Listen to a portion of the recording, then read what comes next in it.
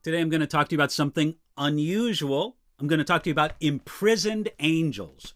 Reading to you from Jude chapter 1. There is only one chapter in the book of Jude.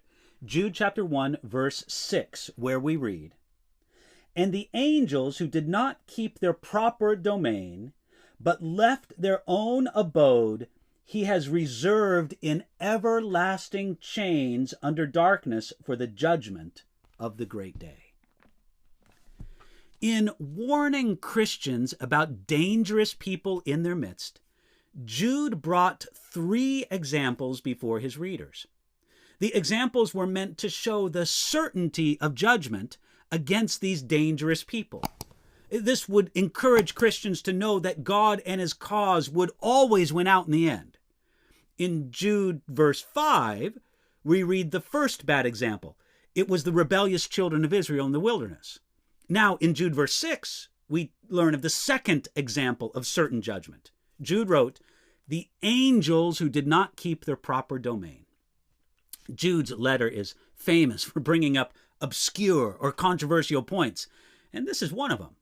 Jude wrote of angels who sinned and who are now imprisoned and waiting for a future day of judgment. So who were these angels who did not keep their proper domain and therefore sinned? We only have 2 places in the Bible where it speaks of angels sinning. First, there is the original rebellion of some angels against God. You can read about that in Isaiah chapter 14 or in Revelation chapter 12.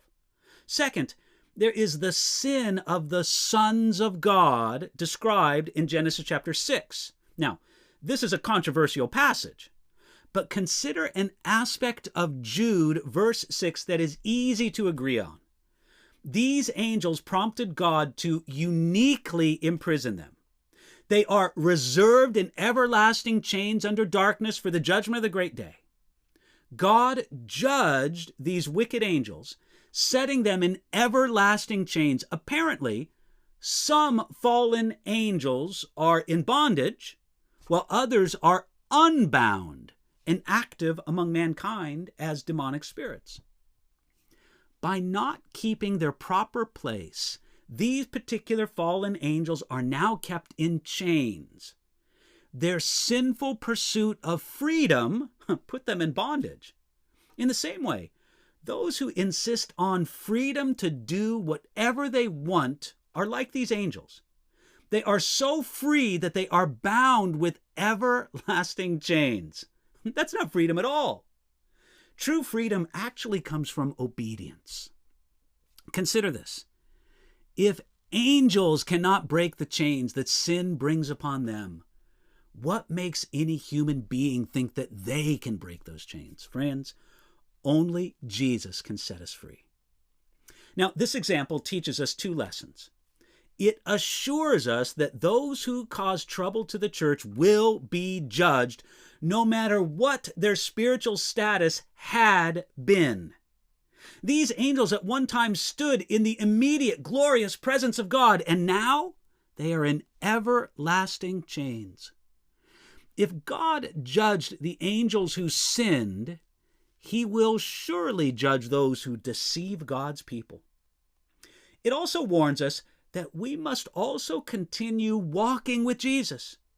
If the past sinful experience of these angels didn't guarantee their future spiritual state, then neither does ours. We must keep persevering and be on guard. Friend, don't get caught trusting in how things used to be with you and God. The imprisoned angels stand as examples of those who once enjoyed great privilege, but now they're bound by their own sin. Today, how are things in your relationship with God?